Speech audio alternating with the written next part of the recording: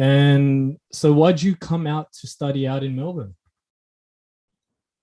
I wanted to go to film school in New York, Yeah. then I NYU, and then I Googled what it cost, and then I had a near heart attack. So I said I can't afford this at all. It's like trimesters, and it was a crazy amount of money, Yeah. excluding the stuff you had to pay. So I was like, I can't do this. So I spoke to my parents. I said, listen, I think it's a good idea to have a degree. Yeah. Could you lend me some money, or I'll get a loan? So my parents said, we'll pay for your degree, but get something practical. Mhm. Don't do this film stuff, don't do this art stuff. Like, Yeah. Yeah. you can do that after. Just be a good Asian boy, But India, get a degree that's safe. parents.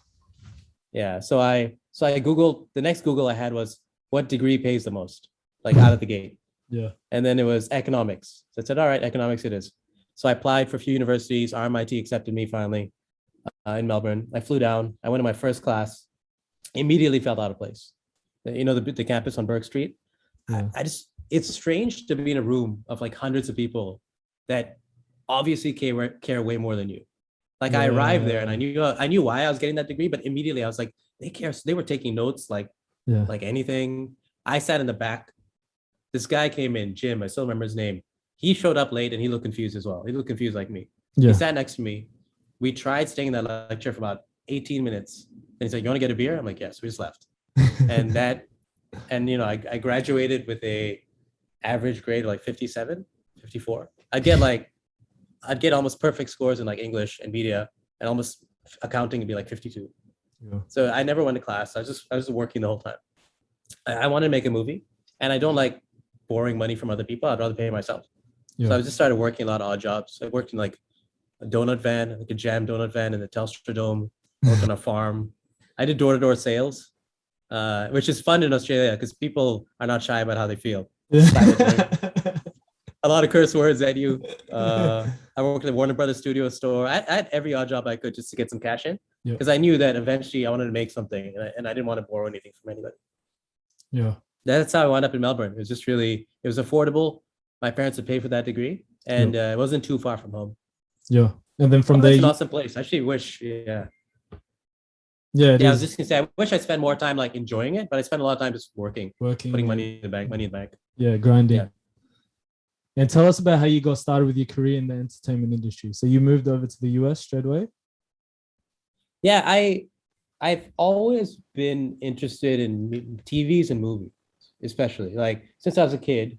I would sit there and I'd watch TV, and whatever I'd see, I'd start writing it down like a script. Oh, wow. Like, so I'd actually start copying it down as a little kid, and then I was a very chill child. My parents left me alone, and I'd spend most of that time just watching TV and drawing and doing stuff like that. I'd stay up late and like just watch the comedic stuff. I love Letterman and all these things on TV. Then my dad one day came home with this VHS cassette. It was a bootleg of Coming to America. So once he showed me that, the Eddie Murphy movie. Classic. Once he showed me that, and I saw how much was I making every lab, like this, I got to do this. This is what I want to do. I want to make stuff that makes people feel like this. So I knew that's what I wanted to do, but I didn't know that was a real job. Yeah. So in the back of my mind, I was like, I want to do that, but I have no idea how. So I made a bunch of short films, stuff like that. I didn't think it'd go anywhere. And then when I went to Melbourne, on top of getting my degree, I started becoming like a freelance director. I said, I bought a camera. I said, I'll do anything, even if it doesn't pay me, just give me some work. Yeah, yeah. So I just started shooting different things, commercials, this and that. Being Indian, I leverage my Indian connections. I have a lot of friends that are they're like tailors, bespoke tailors. So I'll be like, so let me shoot a video of your tailor service. Oh, that's cool. So like, how to measure a lapel? I just do anything I could. Anything. I got a lot of, I did anything and everything, even if it didn't pay. I'd borrow equipment. And then I went to this comedy writing class in Melbourne, and I met a dude who's like, I want to make videos for the internet. I'm like, people do that? He's like, yeah. I'm like, I can do that.